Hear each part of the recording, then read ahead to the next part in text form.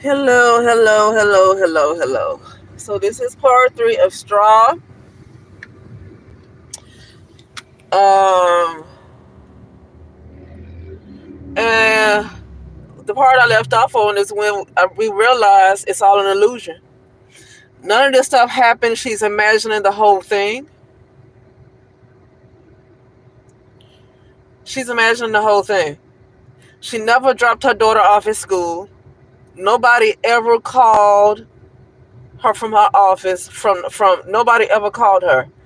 So this is where psychology comes in.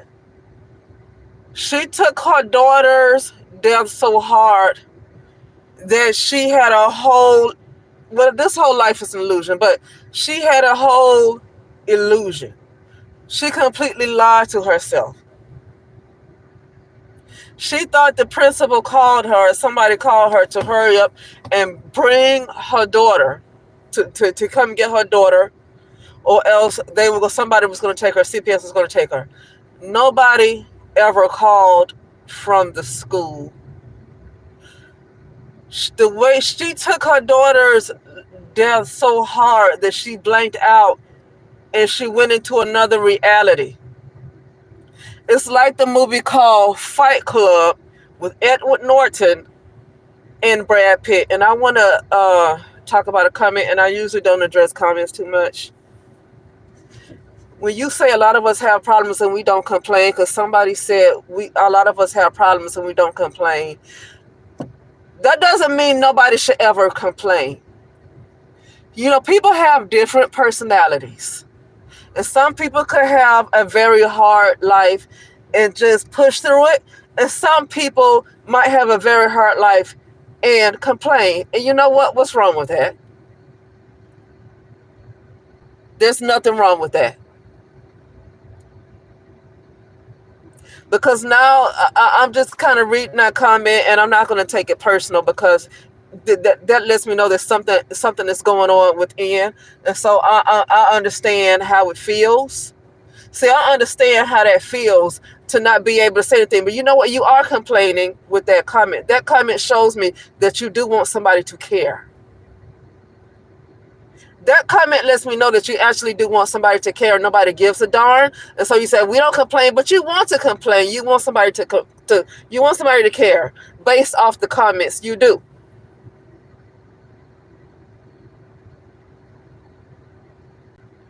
Okay? Um, and whatnot. Like sometimes it's good to take a page out the white woman's book. And I know white women need to take several pages from the black woman or the brown woman. But sometimes we need to take a page from the white woman's book. Cry those white woman, black girl, brown girl tears. Okay? Sometimes people have to know that you're not okay. Sometimes people have to know that you're not built for it tough. Sometimes people need to know that. Sometimes people don't care about the brown woman because she's always acting unbothered. Because she doesn't. And I'm not mad at the person who made the comment. I'm basically going off my own personal life. I'm going off my own personal life. I'm not mad at the person's comment, but the based on that comment lets me know that that person has a lot going on within. And they actually want somebody to care. And because people don't care, you have to suck it up. I get that, but I'm tired of it. I get what you're saying, but I'm tired. And we don't have to keep taking that. And yes, it is good to be kind, because when you're kind, you have discernment. Kind is not the same as nice. And when you are kind, people sometimes do reciprocate. It's not, if there's just no other time in your life when nobody has ever reciprocated to you, then you might have been nice and not kind. Because when you're kind, you're not going to deal with folks who don't reciprocate. When you're kind, you don't deal with that. When you're kind, you don't take mess like that off of people. See, the word forgiveness has been used wrong. The word forgiveness has been used wrong. The word kind has been used the wrong way. And because society has used those words the wrong way, people don't really understand what it means. People don't forgive because they think it's about letting somebody else off the hook, when it has nothing to do with them. It has nothing to do with anybody else that you think is a person. Because we are in this life, we're basically like Fight Club. This is all an illusion. So when you think you're trying to forgive somebody for doing something to you, it's really not about them. This really is all an illusion. This whole life is an illusion. It's like the Fight Club. It's like the way the doggone movie Straw ended with Taraji P. Henson. This life is all an illusion. It's all an illusion. It's not happening for real.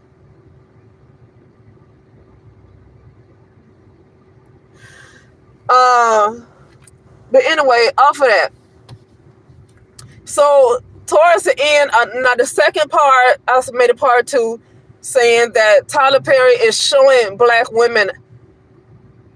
I said Tyler Perry is showing the hate that black men have for black women.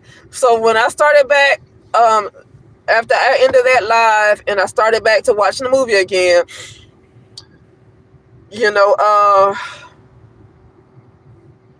we saw the detective. It took Detective Raymond, which was played by Tiana Taylor, to finally get some of the men to not be so harsh on Janiyah Wilkinson. Because Tanaya Taylor's partner, who was the brown male, was just being just wanted to demonize her, And Tiana Taylor, well, it looked like she was robbed. It doesn't look like she was actually robbing a bank. It looked like she was robbed. And, Tiana Taylor was like actually kind of understanding where the Janiyah Wilkinson was coming from. But the male detective, her partner, just kept trying to find everything wrong with her. Okay. The chief of police was okay. It was another brown male. He was all right. I mean, he was a little tough at first, but he was all right. I don't have much bad to say about him. Okay. Her and Janiyah Wilkinson, played by Taraji P. Henson. Detective Taylor, played by Tiana Taylor. Detective Raymond, played by Tiana Taylor. They get on the phone and they talk. And so they having this heart-to-heart conversation, and Detective Raymond starts to get a little bit too involved, and her heart starts to get involved, and then the cop, tries to stop and say, "Listen, don't get sucked into this. Don't you get too caught up, But everybody else heard her live. Everybody else heard the phone conversation live in their houses, on the bus. Everybody heard this phone conversation live about Janiyah Wilkinson and how hard her life has been. And just, how nobody has been there for her and she's just by herself. And I want to reiterate this again. She has a right to say it. It's not her complaining. And I'm just saying, because it looks like, just suck it up. And sometimes when things get so out of control for you, you no longer have the bandwidth to take it. And then you lose your mind. And this is what happened with Janiyah Wilkinson. She lost her mind. Okay, so let me go on here. Let me go through the parts that I watched.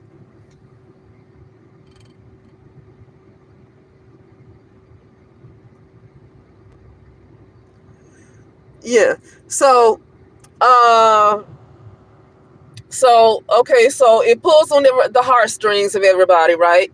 Now, I don't know why the people in the bank thought that she had a bomb in her book bag. And I don't know why she didn't hear where people thought that Janiyah Wilkinson, I don't know why, for some reason she never heard the tellers and the bank manager say that it was a bomb. Every time that thing went off, people got scared. I don't know, maybe Janiyah had so much on her mind because she was accused of robbing a bank and she just went and cashed her check, that she didn't understand that these people thought she had a bomb in a book bag, and it was actually turned out to be her daughter's science project. But anyway, so she starts to become more humanized, because at first nobody had her back. She was dehumanized. It seemed like her mother didn't even have her back. Her mother was judging her. See, all this problem with Janiyah, a lot of problems with these women come from their mothers. I know the fathers sometimes are absent, got all this going on, but I'm telling you, your mother is your first teacher. A lot of these problems I see, it seems like it started with her mother. Okay? Sherry Shepherd started to become a good friend to her. She's like, you have me, you can trust me. Sherry Shepherd was really sympathizing with her, and things like that.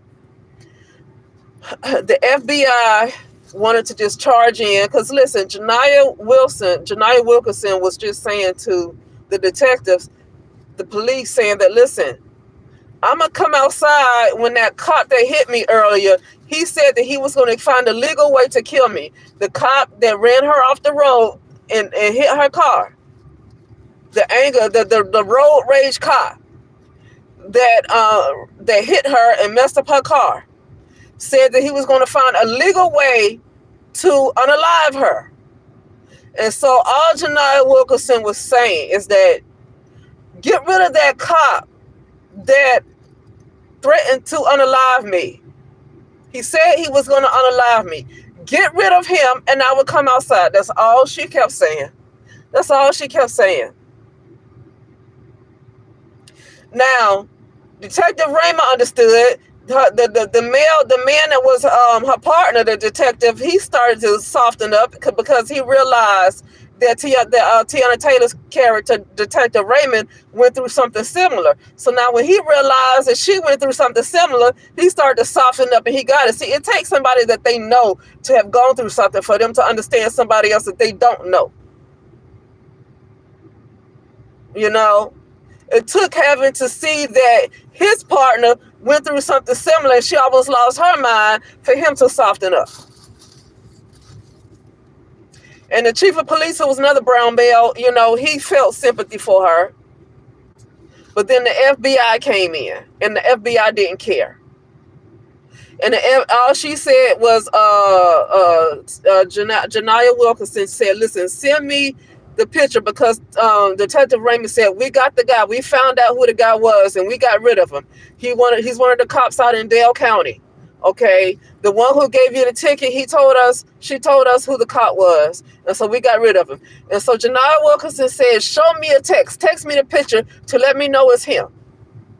And so Detective Raymond said to the FBI, because the FBI showed up, and Detective Detective Raymond said to them, listen, she just want to see a text of the picture of the man who threatened to unalive her, the cop who threatened to unalive her. She just want to make sure he's going. And once he's going, she's going to come out. The FBI was being very harsh. The FBI was being very harsh. He said, no, she needs to come out first. He said she needs to let all of the hostages out first, and then you can send her the picture. Okay? So, there you have Detective Raymond, Teyana Taylor's character, just runs outside of the truck and runs up to the bank because she said they're not going to send her the text until they're not going to text the picture until she let the hostages out. So Detective Raymond runs up to the bank and said, listen, here's a picture of the guy. And she said, that's him. Okay. That's when she's on the phone and her mother calls. She said, what you doing robbing a bank? Why is her mother all judgmental? What did Janiyah Wilkerson do in all of her years of life? What did she ever do for her mother to call all judgmental like that? What did she do for her mother to call all judgmental like that? That let me know that her mother is the root of everything that take place and I'm saying the root, right? It's the root. It is the root cause. The root cause. I'm not saying that she told her to do it. I'm saying it's the root cause.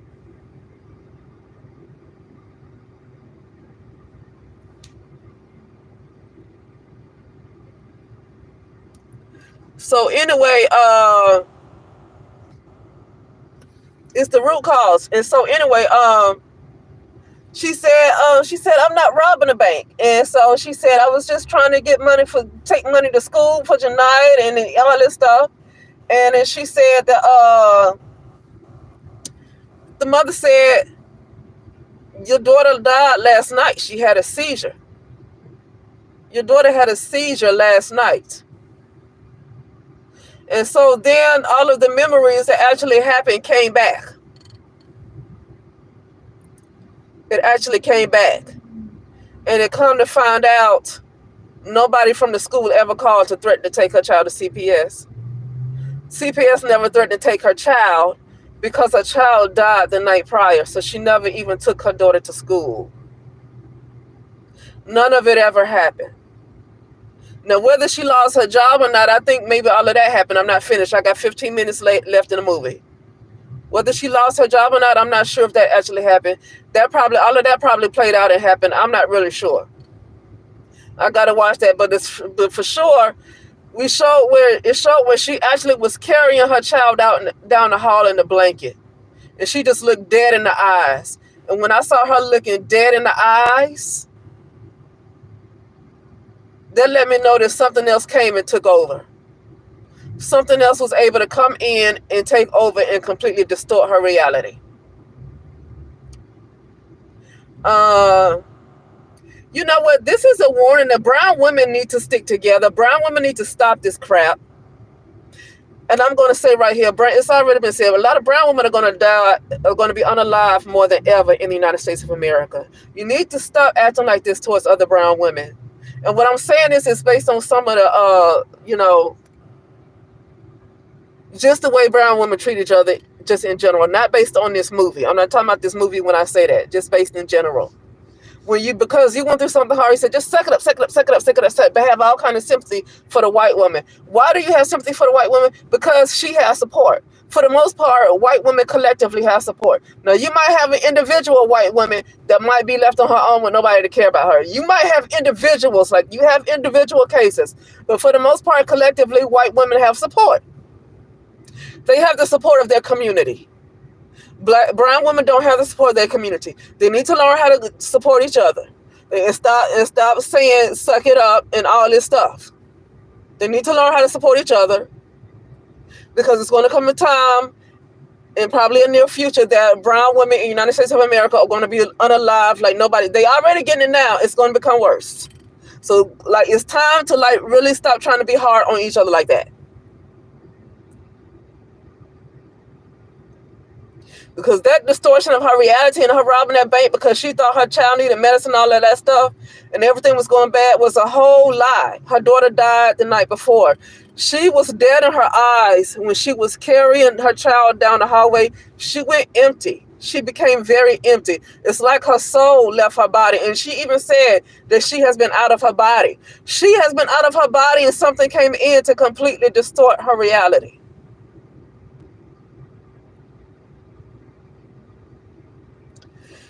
All right. So anyway, on the part 2, when I did the live, I saw just all brown men. I saw a couple of brown women that was trying to warm up and understand her, but I saw all brown men, the hatred for her when they didn't even know her. And the boss was just the worst.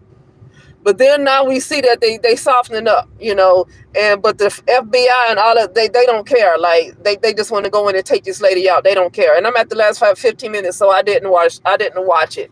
The rest of it, I'm about to finish watching it now. But anyway, that is it. And I'm going to watch the last piece, and I'll talk later.